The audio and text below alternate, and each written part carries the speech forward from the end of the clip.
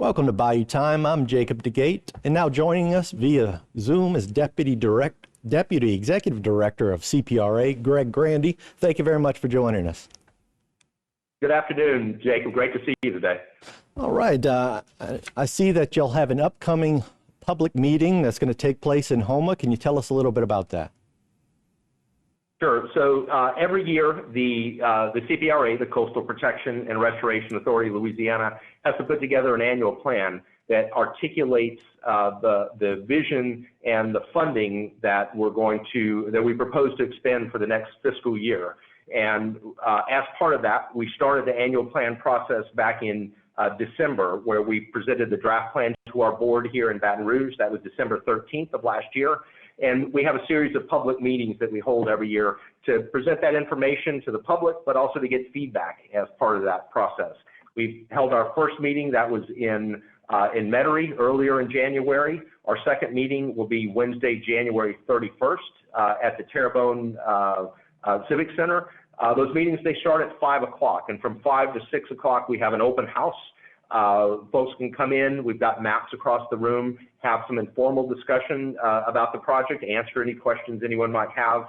After that, we have just a brief presentation, and then we open it up to public comments. We'll have a court reporter there, and we'll document any comments that the folks have, comments that they have that day. There are other ways that folks can provide comments.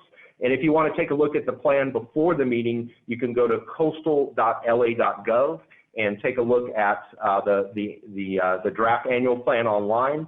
It's about 144 pages, and there's sort of two pieces to our draft annual plan. Part of it's budgets and tables, and it identifies projects and the spending for the next fiscal year, but also FY26 and fiscal year 27 as well. So it's a 3-year budget plan that we'll be presenting, and that'll be Wednesday, January the 31st.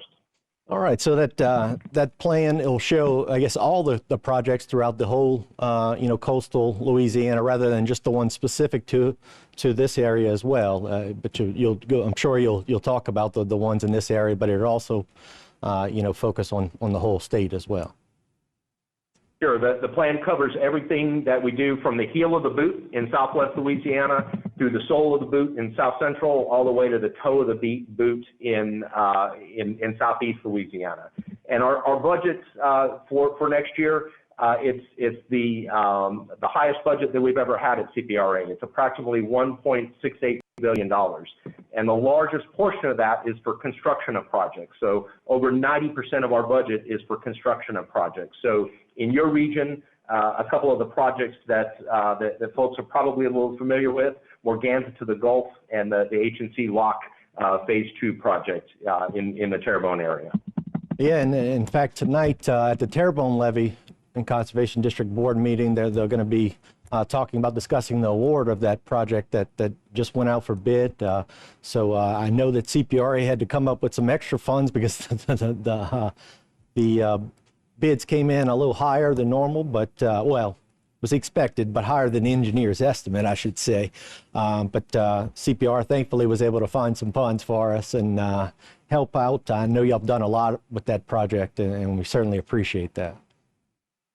It's been a great partnership between Terrebonne Parish, Terrebonne Levee and Conservation District, as well as the levee districts in Lafourche as well. So again, every project that we work on, it's got to have a line item in our annual plan for us to be able to work on it.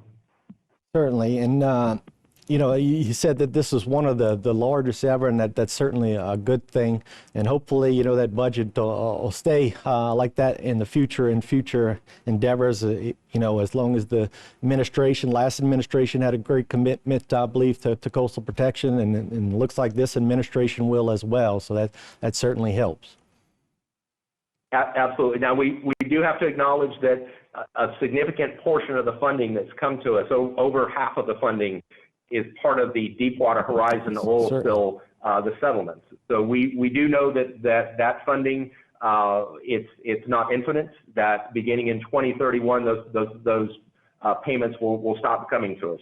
So we are planning for the future. We're trying to identify other sources of funding so that as those funds from the Deepwater Horizon settlement begin to reduce, we're not slowing down. So right now we've got the pedal to the metal. We want to get as much built as quick as we can to provide protection for our citizens, but also to restore our coastal wetlands and to mitigate the impacts of the Deepwater Horizon oil spill.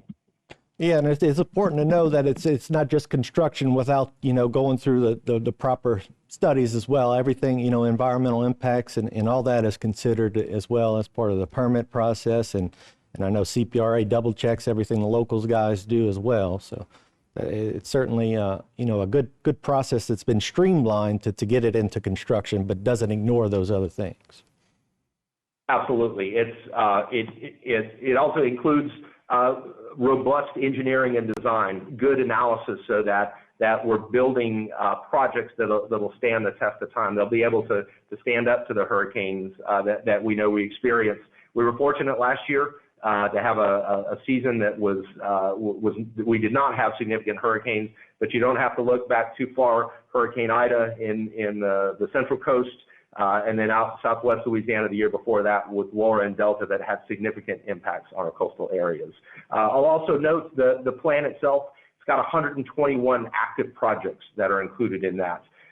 We've got 17 dredging projects that CPRA or our partners will be working on in the next year that will dredge almost 64 million cubic yards of sediment. Those will nourish over 11,000 acres of wetlands. Well, that certainly is too far back. We are about out of time, but we appreciate us giving that an in-depth run, and then at the meeting, I'm sure you can hear about it all more. That's January 31st at 5 p.m. Stay tuned for more right here on HTV.